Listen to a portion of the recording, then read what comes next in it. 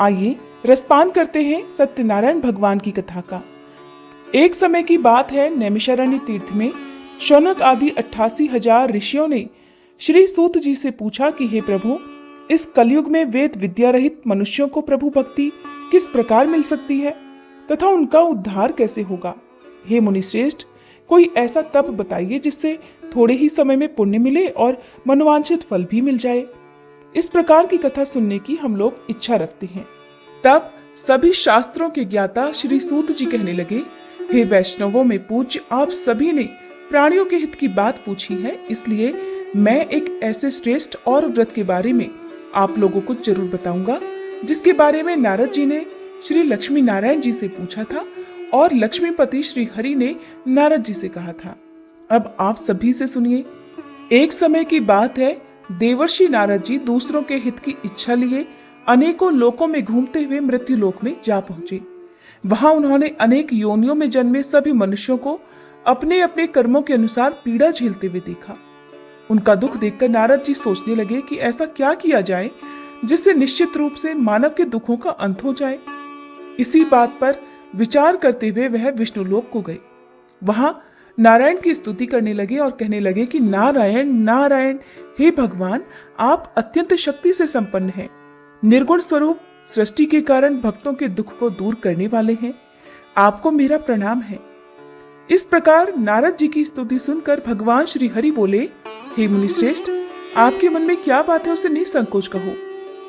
इस पर नारद मुनि कहने लगे कि मृत्युलोक में अनेक योनियों में जन्मे मनुष्य अपने कर्मों के द्वारा अनेकों दुखों से दुखी हो रहे हैं। हे प्रभु, आप तो ये बताइए कि वो मनुष्य थोड़े से प्रयास से ही अपने दुखों से छुटकारा कैसे पा सकते हैं। तब श्री हरि कहने लगे, हे नारद, मनुष्यों की भलाई के लिए तुमने बहुत उत्तम प्रश्न पूछा है। स्वर्गलोक और मृत्युलोक दोनों में एक दुर्लभ उत्तम व्रत है जो पुण्य देने वाला है। आज प्रेमवश होकर मैं उसे तुमसे कहता हूँ। श्री सत्यनारायण भगवान का व्रत अच्छी तरह विधान पूर्वक करके मनुष्य तुरंत ही यहाँ सुख भोग कर मरने पर मोक्ष प्राप्त करता है। श्री हरि के वचन सुनकर नारद जी बोले कि उस व्रत का फल क्या है प्रभु, और उसका विधान क्या है, ये व्रत किसने किया था, इस व्रत को किस दिन करना चाहिए, आप सब कुछ विस्तार से बताएं।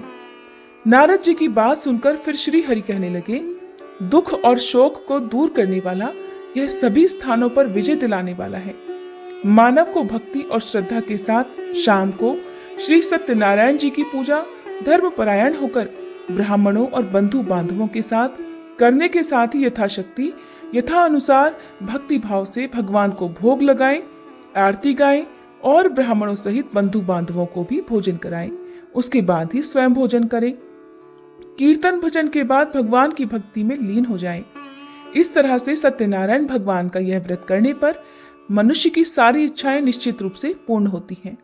इस कलयुग का अर्थात कली काल में मृत्युलोक में मोक्ष का यही एक सरल उपाय बताया गया है। श्री सूत जी बोले, हे ऋषियों, जिसने पहले समय में इस व्रत को किया था, अब उसका इतिहास कहता हूँ, ध्यान से सुनो। सुंदर काशीपुरी नगरी में एक अत्यंत निर्धन ब्राह्मण रहता था। भूख प्यास से परेशान वह धरती पर घूमता रहता था। ब्राह्मणों से प्रेम करने वाले भगवान ने एक दिन ब्राह्मण का वेश धारण कर उसके पास जाकर पूछा, हे ब्राह्मण देवता, नित्य दुखी होकर तुम पृथ्वी पर क्यों घूमते हो। तब वह दीन ब्राह्मण बोला, मैं निर्धन ब्राह्मण हूँ, भिक्षा के लिए धरती पर घूमता हूँ। यदि आप इसका कोई उपाय जानते हो तो बताओ। वृद्ध ब्राह्मण रूपी भगवान कहने लगे कि सत्यनारायण भगवान मनोवांछित फल देने वाले हैं, इसलिए तुम उनका पूजन करो। इसे करने से मनुष्य सभी दुखों से मुक्त हो जाता है। वृद्ध ब्राह्मण बनकर आए सत्यनारायण भगवान उस निर्धन ब्राह्मण को व्रत का सारा विधान बताकर अंतर्ध्यान हो गए। अगले दिन सुबह उठने के साथ ही उस बूढ़े ब्राह्मण ने मन में संकल्प लिया कि सत्यनारायण भगवान का व्रत करूंगा, और फिर अपने नित्य कर्मों से निवृत्त होकर वह भिक्षा के लिए चल पड़ा। उस दिन उसे भिक्षा में बहुत सारा धन प्राप्त हुआ। उसी धन से उसने परिवार के साथ भगवान सत्यनारायण की पूजा की और व्रत रखा। इस व्रत को करने के कुछ दिन के बाद उसके सभी दुख और कष्ट दूर होने लगे और देखते ही देखते एक संपन्न और अनेकों संपत्तियों का वह मालिक बन गया। तब हर महीने की पूर्णिमा के दिन वे ब्राह्मण सत्यनारायण भगवान की पूजा और व्रत करने लगे। इस प्रकार सत्यनारायण भगवान के इस व्रत को करके वह श्रेष्ठ ब्राह्मण सभी पापों और गरीबी से दूर हो गया और उसने एक दुर्लभ मोक्ष पद भी प्राप्त किया। इस तरह से सत्यनारायण भगवान के व्रत को जो मनुष्य करेगा वह सभी प्रकार के पापों से छूटकर मोक्ष को प्राप्त होगा। जो मनुष्य इस व्रत को करेगा वह भी सभी दुखों से मुक्त हो जाएगा। सूत जी बोले कि इस तरह से देवर्षि नारद जी से नारायण जी का कहा हुआ श्री सत्यनारायण व्रत मैंने तुमसे बताया। हे विप्रो, मैं अब और क्या कहूं? तब ऋषिगण कहने लगे, हे मुनिवर, संसार में उस विप्र से सुनकर और किस किस ने इस व्रत को किया? हम सब इस बात को सुनना चाहते हैं, इसके लिए हमारे मन में श्रद्धा का भाव है। तब श्री सूत जी कहने लगे, हे मुनियों, जिस जिसने इस व्रत को किया है वह सब सुनो। एक समय वही विप्र धन और ऐश्वर्य के अनुसार अपने बंधु बांधवों के साथ इस व्रत को करने को तैयार हुआ। उसी समय एक लकड़ी बेचने वाला बूढ़ा आदमी आया और लकड़ियां बाहर रखकर अंदर ब्राह्मण के घर में गया। प्यास से दुखी होकर वह लकड़हारा उनको व्रत करते देख विप्र को नमस्कार कर पूछने लगा कि हे ब्राह्मण देव, आप ये क्या कर रहे हैं तथा इसे करने से आपको क्या फल मिलेगा? कृपा करके मुझे भी बताइए। तब ब्राह्मण ने कहा कि यह सब मनोकामनाओं को पूर्ण करने वाला सत्यनारायण भगवान का व्रत है। इनकी कृपा से ही मेरे घर में धन धान्य आदि की वृद्धि हुई है।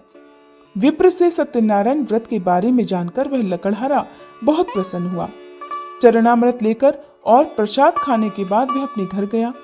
लकड़हारे ने अपने मन में संकल्प किया कि आज लकड़ी बेचने से जो भी धन मिलेगा उसी से श्री सत्यनारायण भगवान का उत्तम व्रत करूंगा।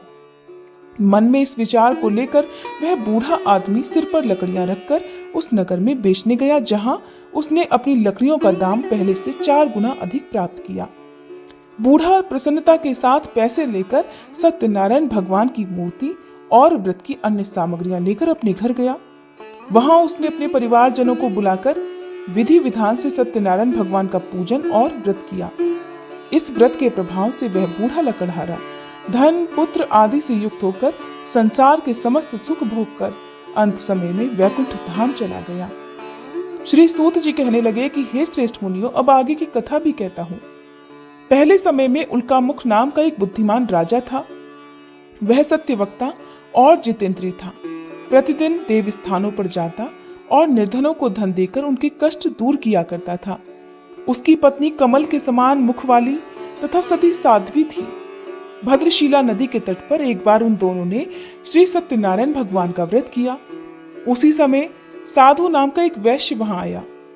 उसके पास व्यापार करने के लिए बहुत सारा धन भी था। राजा को व्रत करते देखकर वह विनम्रता के साथ पूछने लगा कि हे राजन, भक्ति भाव से पूर्ण होकर आप ये क्या कर रहे हैं? मैं सुनने की इच्छा रखता हूँ, तो आप कृपा कर मुझे भी बताएं।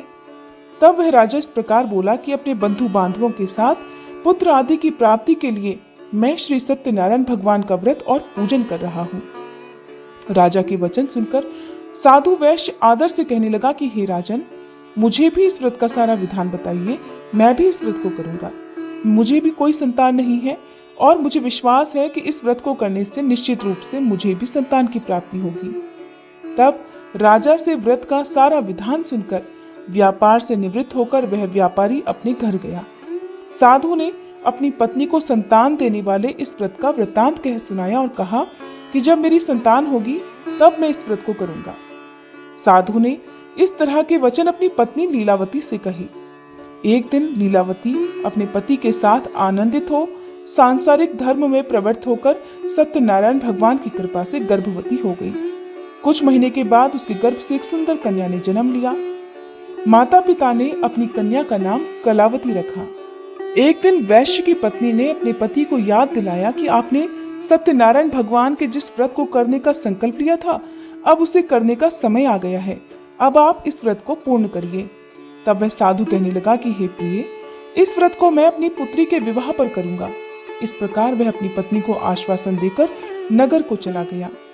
साधु वैश्य ने एक बार नगर में अपनी कन्या को सखियों के साथ देखा तो उसे लगा कि अब उसकी कन्या विवाह योग्य हो गई है।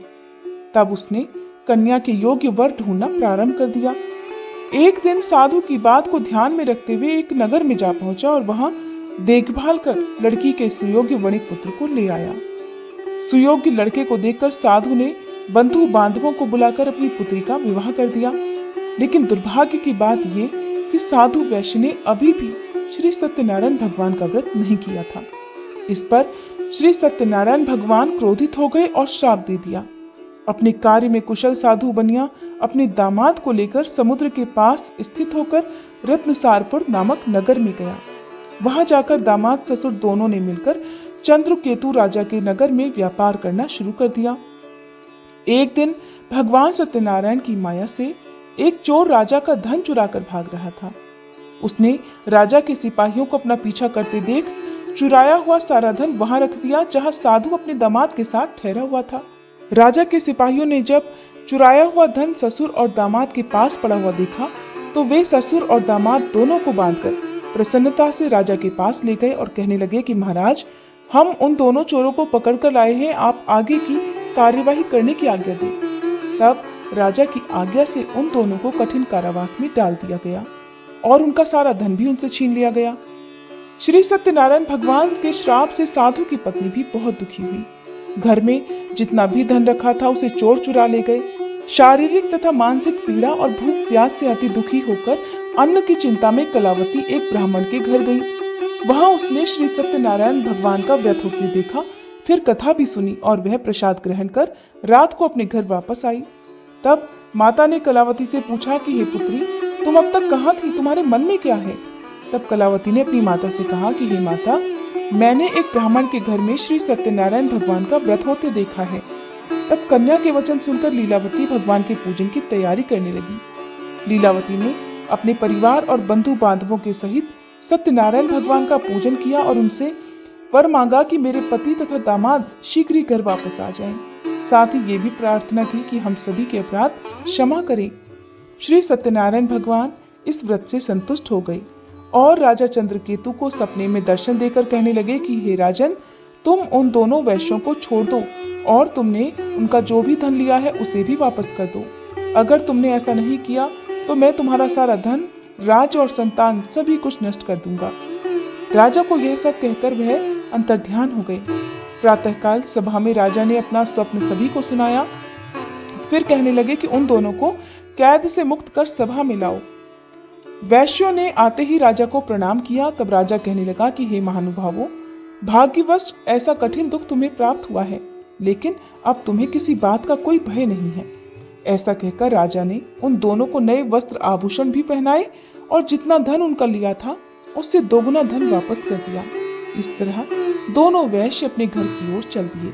श्री सूत जी महाराज कहने लगे कि इस प्रकार वैश्यों ने मंगलाचार कर अपनी यात्रा प्रारंभ की और अपने नगर की ओर चल दिए। उनके थोड़ी ही दूर जाने पर दंडी वेशधारी श्री सत्यनारायण भगवान ने उनसे पूछा, हे साधु, तेरी नाव में क्या है? तब अभिमान से भरा हुआ वह वैश्य कहने लगा कि हे दंडी, आप क्यों पूछते हो, क्या धन लेने की इच्छा है? मेरी नाव में तो बेल और पत्ते भरे हुए हैं। वैश्य के ऐसे कठोर वचन सुनकर भगवान कहने लगे कि तुम्हारा वचन सत्य हो। दंडी ऐसे वचन कहकर वहां से दूर चले गए। कुछ दूर जाकर समुद्र के किनारे बैठ गए। इधर दंडी के जाने के बाद साधु वैश्य ने नित्य क्रिया के पश्चात अपनी नाव को जब ऊंची उठते देखा तो बड़ा आश्चर्य हुआ और नाव में बेलपत्ते आदि भरे हुए देखकर वह मूर्छित होकर जमीन पर ही गिर पड़ा। वापस होश आने पर वह अत्यंत शोक में डूब गया। तब उसका दामाद कहने लगा कि पिताजी, आप शोक मत मनाइए, ये सब दंडी का ही श्राप है, इसलिए हमें उनकी ही शरण में जाना चाहिए, तभी हमारी मनोकामना पूर्ण हो सकेगी। दामाद की बात सुनकर वह दंडी के पास पहुंचा और अत्यंत भक्तिभाव नमस्कार करके कहने लगा कि हे महाराज, मैंने आपसे जो असत्य वचन कहे थे उनके लिए मुझे क्षमा कर दे। ऐसा कहकर वह रोने लगा। तब दंडी भगवान कहने लगे कि हे वणिक पुत्र, मेरी आज्ञा से बार बार तुम्हें दुख प्राप्त हुआ है, तू मेरी पूजा से विमुख हुआ है। तब वह साधु वैश्य कहने लगा कि हे भगवान, आपकी माया से ब्रह्मादि देवता भी आपके रूप को नहीं जानते, तब मैं भला ज्ञानी कैसे जान सकता हूँ? अब आप प्रसन्न होइए, मैं अपनी सामर्थ्य के अनुसार आपकी पूजा और व्रत